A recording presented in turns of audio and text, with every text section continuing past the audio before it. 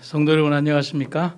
오늘 저는 출애굽기에 있는 말씀을 가지고 출애굽기 14장의 교훈을 가지고 원망하지 말라는 제목으로 함께 은혜를 나누도록 하겠습니다. 저는 침례를 고등학교 3학년 때 침례를 받았습니다. 신학을 결정하고 85년도에 입학하기 전 12월 5일 날 침례를 받았습니다. 그런데 부산이라도 겨울은 겨울이라서 추웠습니다. 그런데 그 당시 동네 교회를 포함해서 대부분의 이 교회들이 보일러라는 개념이 없어서 추운 겨울에는 침례식이 굉장히 어려웠습니다. 그런데 그 당시 동네 교회는 부산 지역의 교회들이 겨울에 침례식을 어떻게 했냐면 반송에 있는 목욕탕에서 했습니다. 그날도 12월 5일 날 어딘지 모르는 곳으로 갔는데 그게 나중에 알고 보니까 반송이었고 반송에서 반송교인으로 집사님 부부가 목욕탕을 운영하는 목욕탕이었습니다. 하필 여탕이었습니다.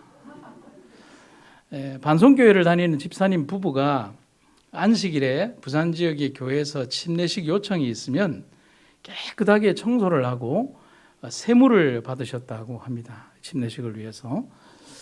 그때 잘 모르는 고3 학생이 정신없이 침례를 받고 목욕탕 주인 집사님에게 인사도 못하고 38년을 지냈습니다. 그런데 이번에 살렘에서 어느 집을 방문을 했는데 이야기를 나누던 중에 자신들이 반송해서 목욕탕을 했다라고 하는 부부가 있었습니다. 그때 그 목욕탕 주인이었습니다. 그래서 그 두 분이 제 손을 잡으시면서 우리 목욕탕에서 침례를 받은 고3 학생이 이렇게 성장하고 자라서 신앙 부흥회를 와서 자기들에게 말씀을 전해주니 감격스럽다라고 말씀을 하셨습니다. 저도 역시 감격스러웠습니다. 그때 여드름 투성이에 얼굴에 잔뜩 기름기가 끼고 짧은 스포츠 머리의 학생이 이렇게 성장해서 그 자리에서 만날 줄 누가 알았겠습니까? 하나님은 알았겠죠. 그래서 저는 요즘 자주 하는 말, 하나님의 섭리라고 하는 말을 자주 하게 됩니다. 제가 칼바르트의 이 말을 예전에 한번 들려드린 적이 있는데요. 다시 한번 기억을 한번 더듬어 보십시오. 하나님은 언제나 우리들의 행동에 앞서서 행하십니다. 아멘입니까? 요즘은 더 강하고 깊게 우리 삶에 역사하시는 하나님의 섭리를 느끼며 살아갑니다. 우리가 생각하지도 못한 일에서 우리를 위해 적극적으로 개입하시고 일을 이루어 주시고 올바른 방향으로 가르쳐 주시고 고난을 멋지게 극복하고 승리함으로 이기게 해주시는 하나님을 찬양하게 됩니다. 하지만 오늘 우리가 출애굽기 14장에서 보게 되는 이스라엘 백성들의 역사는 참 많은 답답함과 아쉬움을 보게 되지만 그러면서도 우리가 정말 고통스럽게 생각하는 것은 바로 그 모습이 오늘의 우리의 모습을 그대로 투영하는 것 같아서 마음이 참 아프기만 한 모습이 출애굽기 14장의 모습입니다. 놀라운 기적과 섭리가 있었지만 바로 그 뒤에 즉시로 시험에 빠지는 그들의 모습을 한번 보면서 우리가 어떻게 살아가야 될지에 대한 신앙적 결심을 하는 오늘 하루가 되기를 간절히 바랍니다. 먼저 출애굽기 14장 1절부터 3절에 있는 내용에 제목을 붙인다면 광야에 갇혔다라고 말을 할 수 있겠습니다. 먼저 본문의 말씀을 읽도록 하겠습니다. 여호와께서 모세에게 말씀하여 이르시되 이스라엘 자손에게 명령하여 돌이켜 바다와 믹돌 사이에 비하히롯 앞 곧 바알스봇 맞은편 바닷가에 장막을 치게 하라. 바로가 이스라엘 자손에 대하여 말하기를 그들이 그 땅에서 멀리 떠나 광야에 갇힌 바 되었다 하리라 했습니다. 오늘 설교의 배경이 되는 출애굽기 14장에서 백성들이 당면하게 된 위기적 상황을 보여주는 절묘한 장면과 그 장면을 표현하는 한 단어가 있습니다. 그런데 그 단어는 공교롭게도 애굽의 왕 바로가 이스라엘 백성들의 여정을 보면서 마음속에 생각한 것을 하나님이 그의 마음을 읽으시면서 기록한 문장입니다. 참 절묘한 문장이죠. 이스라엘 백성이 어떻게 되었다? 길을 잃었다. 그들은 광야에 갇혔다라고 누가 생각했다고요? 바로가 생각한 것입니다. 그런데 희한하게도 이 생각이 틀리지 않은 거예요. 분명히 성경은 애굽의 군대가 추격하고 있는 과정에도 출애굽기 14장 8절에 보면 이스라엘 자손이 담대히 나갔다라고 기록을 하고 있습니다. 아주 호기롭게 말입니다.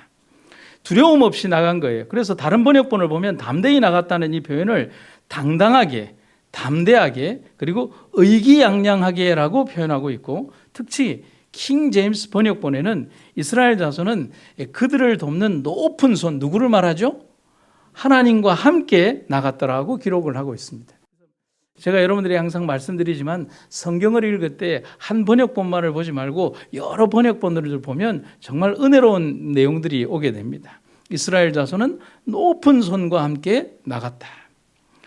여러분, 이 장면을 보면 얼마나 믿음이 충만한 모습입니까? 하지만 그 믿음 충만한 모습도 현실적인 두려움을 만나면 이렇게 변하고 맙니다. 그런데 이 믿음이 두려움을 통해서 바뀌는 과정이 불과 며칠이 되지 않아요. 출애굽기 14장 9절과 10절에 보면 이렇게 기록을 하고 있습니다. 애굽 사람들과 바로의 말들, 병거들과 그 마병과 그 군대가 그들의 뒤를 따라 바알스본 맞은편 바히롯 곁 해변 그들이 장막 친 데에 미치니라. 그 다음에 제가 굵은 글씨로 뭐라고 되어 있습니까? 바로가 가까이 올 때에, 멀리서 소문으로만 떠올려지던 바로의 군대가 실제적으로 그들의 시야에 들어온 걸 말하는 거예요. 이스라엘 자손이 눈을 들어본 즉 보이죠? 애굽 사람들이 그 다음에 이렇게 되어 있습니다. 자기들 뒤에 이른지라 이스라엘 자손이 심히 두려워하여 여호와께 부르짖고. 여러분, 이스라엘 백성들이 광야 이곳까지 당도하는 데에는 참 많은 기적의 행사들이 애굽 경내에서 있었습니다. 10번에 거친 하나님의 그 저주와 기적들이 있었고요. 그들이 이곳까지 나오는 과정에 하나님의 섭리하심이 얼마나 강하게 역사했는지 모릅니다. 여러분, 두려움을 한번 생각해 보면요, 현실적이고 곧 눈에 보이는 두려움과 공포가 멀리 있을 때는 두렵지 않습니다. 공포가 한 서울쯤 있다 그러면 그까이 거라고 합니다. 다 믿음 좋습니다. 믿음 다 좋아요. 그런데 공포가 이렇게 동대신동 여기 와 있다 그러면 설설 두렵습니다. 그런데 눈앞에 가까이 공포와 두려움이 대상이 나타나니 그렇게 좋던 믿음도 다 필요가 없게 되는 겁니다. 여러분, 제가 2020년 2월 22일에 여러분들에게 해드렸던 설교의 제목을 제가 좀 보여드리도록 하겠습니다. 바로 이 제목입니다. 바람을 보십니까? 예수를 보십니까? 보이지도 않는 바람이 일으킨 파도를 보고 물에 빠지기 전 예수님을 보았던 베드로는 물 위를 걷는 기적, 곧 자연계의 법칙을 거스르는 기적을 체험했습니다. 그 물 위를 걸었습니다. 여러분, 물 위를 걷는다는 것은 자연계의 법칙을 거스르는 거예요. 그것을 우리는 기적이라고 합니다. 하지만 예수님이 아닌 곧 바람, 곧 파도, 정확히 말하면 현실의 두려움을 보았을 때 그는 자신이 있었던 자연계의 이 법칙 아래, 당연한 법칙 아래로 다시 들어가게 됩니다. 저는 오늘 여러분들이 이런 질문을 드리죠. 그렇다면 여러분은 지금 바람을 보십니까? 예수를 보십니까? 무엇을 보시기를 원합니까? 오늘 이 예배당에 오셔서 여러분들은 바람을 보시기를 원합니까? 예수님을 보시기를 원합니까? 우리는 말은 그렇게 하지만 실상은 이 자리에 와서 예수를 보는 것이 아니라 바람을 보는 거예요. 좀 더 솔직히 얘기를 하면 오늘 특창하는 집사님들의 옷 색깔을 보는 거죠. 오늘 넥타이를 메고 있는 목사님들의 넥타이 색깔을 보는 거죠. 우리들의 보이는 어떤 피상적인 다른 것들을 보고 믿음에 대한 것들이나 우리들의 현상들을 적응하기 시작하는 것입니다. 여러분, 이 문장을 제가 한번 써봤습니다. 공포에 지배당한 사람은 결국 원망하게 됩니다. 왜냐하면 그 공포에 지배를 당하니까요. 그런데 누구에게 원망할까요? 모세에게 합니까? 엄격히 따지면 모세가 아니에요. 모세를 위하여 일하고 계시는 하나님에게 하는 겁니다. 결국 그 원망은 모세를 향한 것처럼 보이지만 하나님을 향한 원망입니다. 그 원망을 한번 읽어보도록 합시죠. 그들이 또 모세에게 이르되 애굽에 매장지가 없어서 당신이 우리를 이끌어내어 이 광야에서 죽게 하느냐? 어찌하여 당신이 우리를 애굽에서 이끌어내어 우리에게 이같이 하느냐? 우리가 애굽에서 당신에게 이른 말이 이것이 아니냐? 이르기를 우리를 내버려 두라. 우리가 애굽 사람을 섬길 것이라 하지 아니하더냐? 애굽 사람을 섬기는 것이 광야에서 죽는 것보다 낫겠다. 여러분, 이 장면을 보면 이스라엘 백성들이 얼마나 비겁한가 하면은 하나님한테는 감히 대들지도 못하고 애꿎은 인간 지도자에게만 악담을 퍼붓는 참 나쁜 인간들입니다. 이런 모습 요즘과 별반 다르지 않습니다. 이스라엘 백성들의 이런 모습은 구약 성경에서 아주 자주 반복되고 있고 특별히 오늘 성경을 읽고 있는 출애굽기 14장, 15장, 16장, 17장에서 계속 반복되는 어떤 죄의 유형들입니다. 오늘 본문의 14장 홍해 사건 이후에 이어지는 16장의 기록에 모세는 정확하게 얘기를 합니다. 백성들의 원망이 누구를 향한 원망인가를 모세는 이렇게 기록을 하고 있습니다. 모세가 또 이르되 여호와께서 저녁에는 너희에게 고기를 주어 먹이시고 아침에는 떡으로 배불리시리니 이는 여호와께서 자기를 향하여 너희가 원망하는 그 말을 들으셨습니다. 우리가 누구냐? 너희의 원망은 우리를 향하여 함이 아니요 여호와를 향하여 함이로다. 그들의 원망에 대하여 당연한 이야기이지만 모세를 통하여 아주 두려운 진실, 백성들이 알고 싶지 않은 두려운 진실을 이렇게 다시 한번 선포합니다. 내가 이스라엘 자손의 원망함을 들었다. 누가요? 지금 이거 누가 누구에게 하는 얘기예요? 하나님이 모세에게 하는 얘기예요. 하나님이 모세를 질타하는 것이 아니라 모세가 이끌고 있는 200만 명의 백성들이 가지고 있는 그 원망에 대하여 하나님께서 모세에게 하시는 말씀인 겁니다. 여러분 얼마나 두려운 선언입니까? 우리의 그런 원망의 정신을 하나님이 모른다라고 생각하십니까? 사람에게만 말하면 우리의 그 변명이 그냥 거기에서 끝난다라고 생각하십니까? 숨겨진 이기심의 정신을 하나님이 모를까요? 원망은 인간의 마음에 믿음이 사라질 때 우리의 마음을 지배하는 사단의 정신입니다. 그래서 인간은 원망을 통하여 자신의 두려움으로부터 도망치려고 하지만 절대로 그럴 수 없습니다. 그래서 어떤 분이 이런 얘기를 합니다. 원망은 영혼의 마약이다. 도망칠 수가 없다는 거예요. 한번 거기에 빠져들게 되면 계속 더 강한 원망 속에 있어야만 자기 자신이 그 두려움과 공포로부터 피해가는 정신을 이겨나갈 수 있다고 생각하는 거죠. 그래서 원망의 정신은 지긋지긋하게 백성들의 마음을 지배했습니다. 그리고 출애굽기 17장에 이르러서는 백성들이 목이 마르다고 결국 모세와 다투는 장면이 있는데 이 모세와 다툰다는 표현은 원망하는 모습이 바로 그려지고 있는 겁니다. 하나님께서 어떻게 하십니까? 반석을 열어 물을 주시기는 했지만 이렇게 반복되는 백성들의 나쁜 죄악적 행태에 대해서 하나님은 이제는 안 되겠다. 분명한 교훈을 주시기를 원하셨습니다. 그것은 아말렉을 통한 전쟁이었습니다. 전술에 능한 아말렉이 이스라엘을 치러 온 것입니다. 그런데 모세는 그 원인을 정확하게 이렇게 기록을 하고 있습니다. 그가 그곳 이름을 마사 또는 무리바라 불렀으니 이는 이스라엘 자손이 다투었으며 또는 그들이 여호와를 시험하여 이르기를 여호와께서 우리 중에 계신가 안 계신가 하였음이더라. 참 가슴 아픈 기록이자 역사가 아닐 수 없습니다. 하지만 여러분 이스라엘 백성들 비난하지 마십시오. 오늘 우리의 모습이 바로 이런 모습이라고 생각한다면 비난의 대상이 아니라 이 구절은 우리의 부끄러움의 모습이라는 사실입니다. 그래서 이 장면에 대해서 예언의 시는 조금 다른 각도에서 의미심장한 기록을 남겨주고 있습니다. 모세가 단을 쌓고 그 이름을 여호와 니시라 하고 가르되 여호와께서 맹세하시기를 여호와가 아말렉으로 더불어 대대로 싸우리라 하셨다 하였더라. 만일 이스라엘 백성들이 여호와를 뭐하지 않았더라면? 원망하지 않았더라면 그분께서는 원수들이 이스라엘과 더불어 싸우도록 허락하지 않으셨을 것이다. 결국은 그들이 지금 당면하고 있는 아말렉과의 전쟁과 고통, 수없이 당면하는 그 많은 일들이 그들의 잘못된 행실을 고치기 위한 하나님의 또 다른 채찍이자 교훈이라는 사실을 하나님은 선지자를 통하여 우리들에게 말씀하고 있다는 사실입니다. 여러분 제가 한 문장의 글을 좀 보여드리겠습니다. 같이 한번 읽어볼까요? 시작. 모든 과정을 단축할 수 있는 방법이 있었다.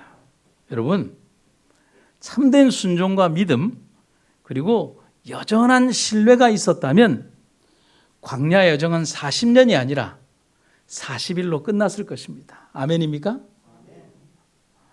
그들의 피 흘리는 역사는 반복되지 않았을 것입니다. 아멘입니까?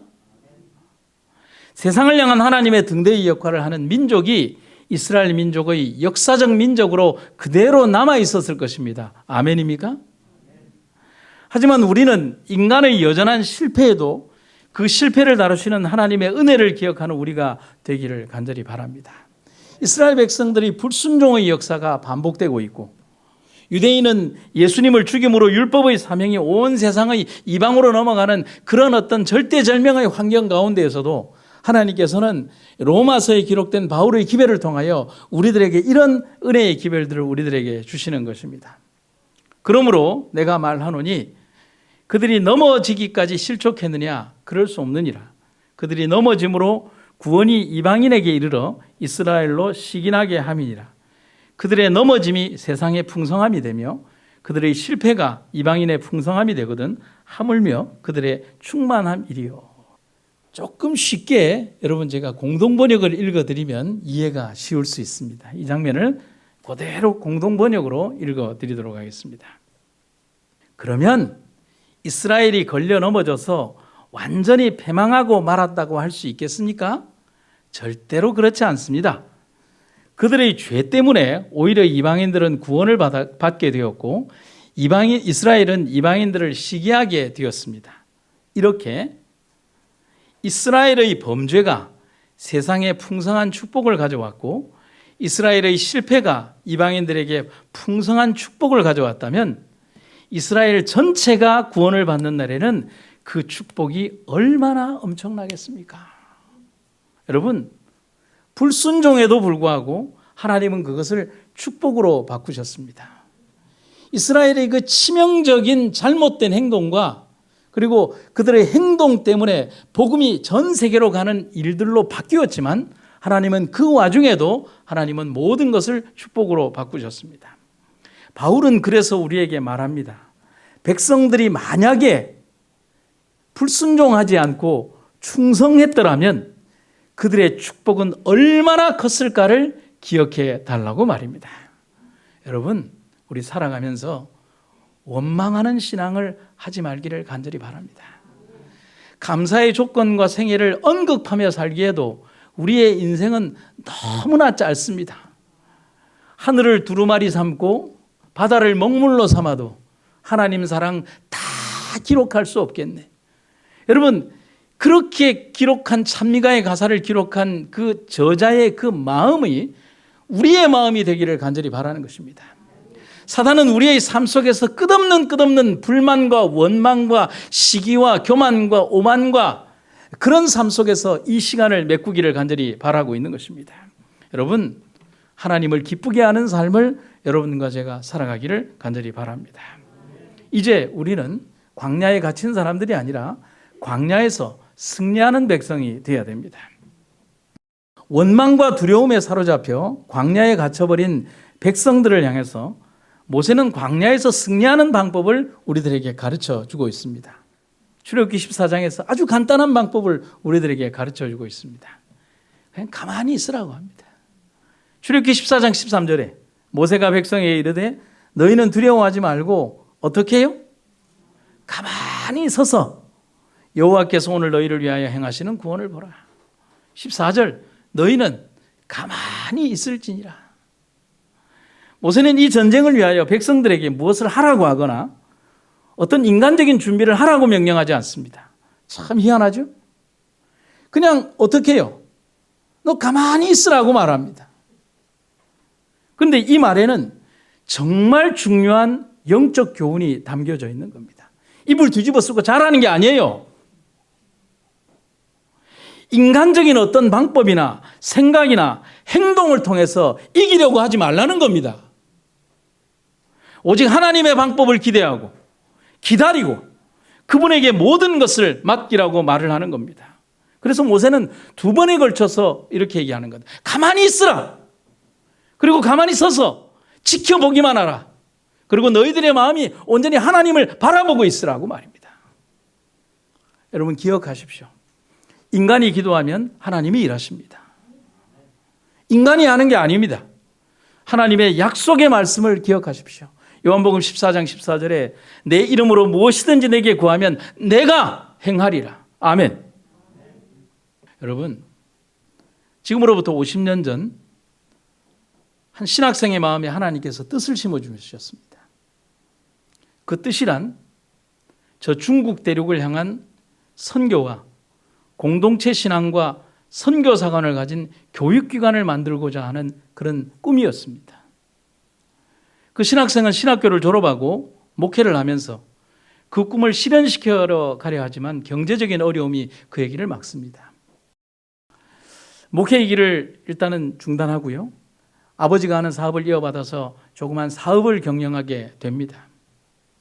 그리고 그는 자신의 꿈을 실천하기 위해서 그런 선교기관들을 조금씩 운영하기 시작합니다. 하지만 믿음을 달리하는 아버지에게 자기가 이렇게 선교 역량으로 하고자 하는 일들에 너무 자금이 모자라니 아버지에게 부탁을 합니다. 아버지, 매달 300만 원만 도와주십시오라고 부탁을 합니다. 아버지에게 그 300만 원은 아무것도 아닙니다. 아버지는 엄청난 부자였거든요. 많은 재정이 있고 그리고 6만 평이 넘는 땅을 사들여서 거대한 농장을 일구려고 했던 아버지는 그런 아들의 믿음을 이해할 수 없었고 아들에게 이런 대답을 합니다. 너 해도 너무한다. 나는 너를 도와주지 않겠다라고 거절을 합니다. 그래서 자신의 꿈이 담긴 그곳을 어떻게 해야 될지 도저히 견디고 버틸 수 없는 상황에 처한 그 목사님은 이제는 자신이 운영할 수 없다는 생각에 한계점에 도달하게 되고 그리고 그것을 유지하게 하고자 하는 꿈을 가지고 내가 개인적으로 운영할 수 없으니 이것을 화폐에 기증해서 화폐가 운영해 달라고 그것을 기증하기로 결정을 합니다. 그것이 자기가 꿈꿔왔던 최선은 아니지만 그렇게라도 해서 자신의 꿈이 운영되어지기를 바라는 마음으로 화폐 행정위원회가 열리는 날 아픈 가슴으로 그는 마음으로 울면서 차를 몰고 화폐로 가게 됩니다. 인간의 힘으로는 더 이상 자기가 할 수 없다는 것을 느낀 차선의 선택이었습니다. 그런데 화폐에 도착하기 직전 집으로부터 급한 연락이 옵니다. 아버지가 돌아가셨습니다. 그는 아버지가 돌아가셨다라고 하는 이해할 수 없는 그날 하루에 몇 시간의 그 일을 생각을 하면서 너무나 큰 슬픔이 다가왔지만 이제 그에게 맡겨진 거대한 땅 6만 평과 아버지의 자산을 어떻게 활용해야 될 것인가에 대한 꿈을 실현하기 시작하는 것입니다.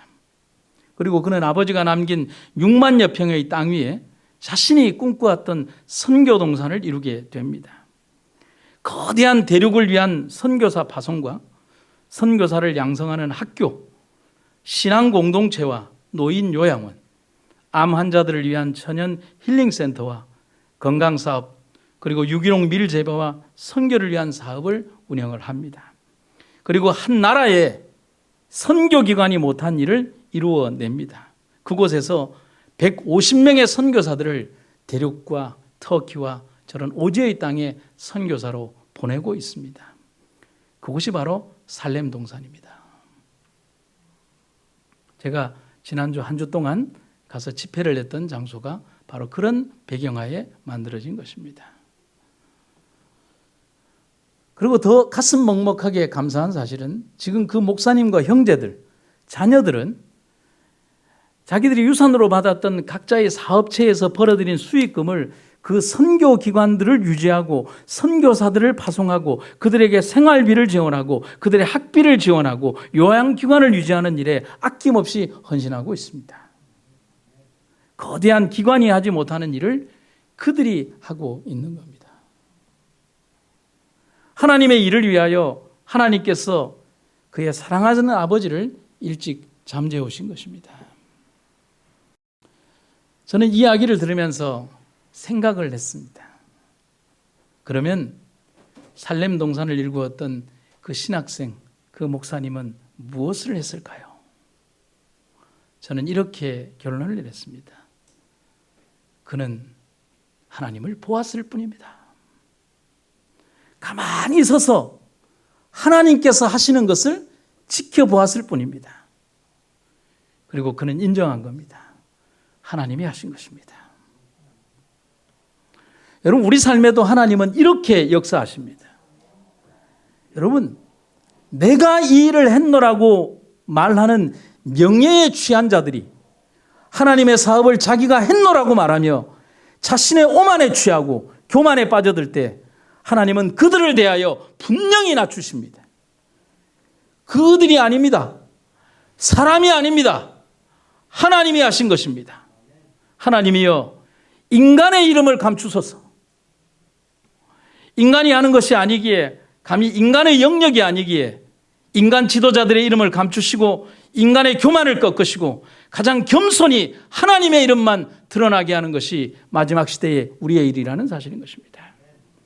사무엘 선지자가 우리에게 남긴 기별입니다. 주께서는 불쌍한 백성은 구하여 주시고 교만한 사람은 낮추십니다.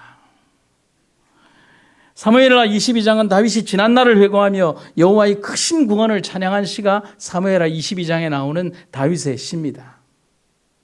다윗은 현재 다다른 자신의 위치와 이스라엘의 번영이 오직 하나님의 도우심과 구원의 은혜 덕분임을 절감했습니다.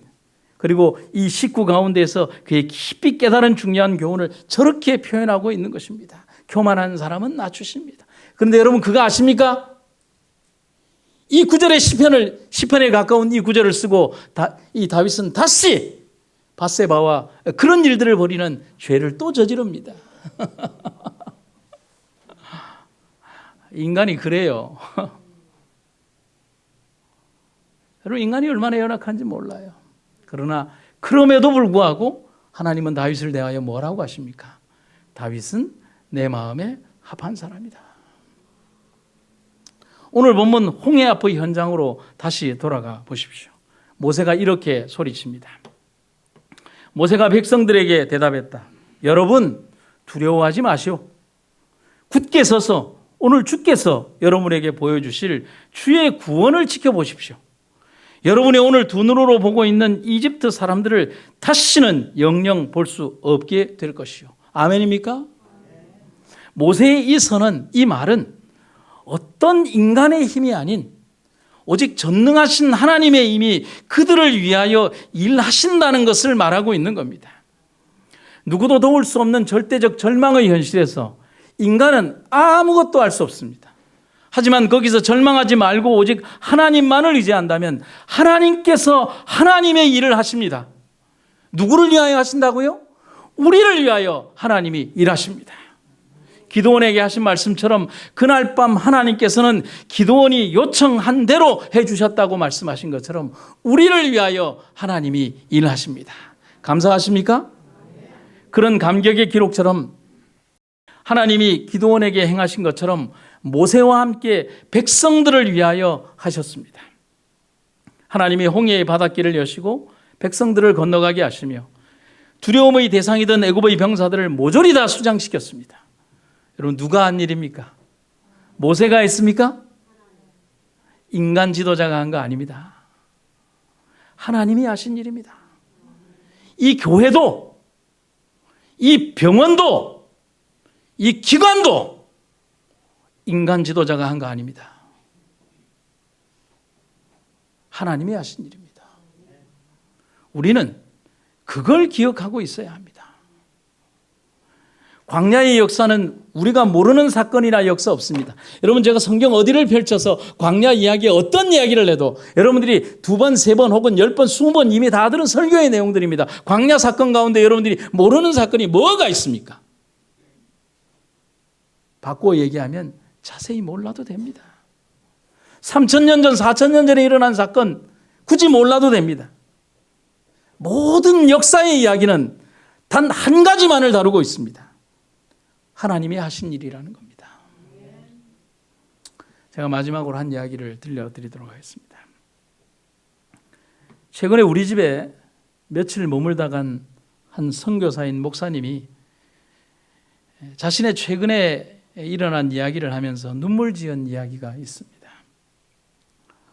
선교사로 나간 이후에 1년 6개월 만에 잠시 귀국을 하며 80을 훌쩍 넘기신 아버지 집에 며칠을 지내면서 집에 가보니 집이 너무 엉망이더라는 겁니다. 왜냐하면 80 중간에 아버지와 어머니가 집을 어떻게 관리를 하겠습니까? 농사를 지으면서. 바빠서 치우지 못한 집을 치우고 농사일을 도우면서 시간을 보내고, 그리고 짧은 며칠간의 집을 이렇게 함께 보내고 난 이후에 집을 떠나야 하던 날 아침에 아버지가 한 기도 때문에 그는 울었다고 합니다. 이 목사님의 아버지는 평생 단 한 번도 기도하시면서 아버지 자신과 어머니를 위한 기도를 하는 모습을 자식들에게 보이지 않았습니다. 누구를 위한 기도를 했을까요? 자식들을 위한 기도를 한 거죠. 그런데 이번에 자기를 위한 기도를 하더라는 것입니다. 그 기도가 이런 기도였습니다. 하나님, 저와 집사람이 건강하게 해주십시오. 우리들이 병들고 연약해져서 먼 타국의 땅에서 하나님의 사업을 하는 아들의 짐이 되지 않도록 저희를 건강하게 해주십시오 라고 말입니다.